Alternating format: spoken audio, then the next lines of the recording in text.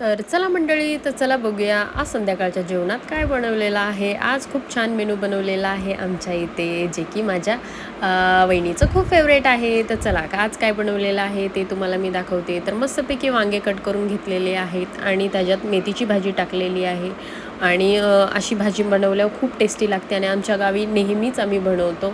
म्हणजे मस्तपैकी शेतातनं भाजी आणि वांगे तोडून आणायचे आणि त्याची मस्तपैकी अशी भाजी बनवायची, मिक्स भाजी म्हणतात ह्याला. आणि त्याच्यात टमॅटो टाकायचा आणि अद्रक लसूणचं पेस्ट टाकायचं, खूप छान बनते. आणि त्याच्याबरोबर इकडे वरणाला फोडणी घ्यायला घेतलेलं, तर मस्तपैकी वरण बनवलेलं, तुरीचं वरण बनवलेलं.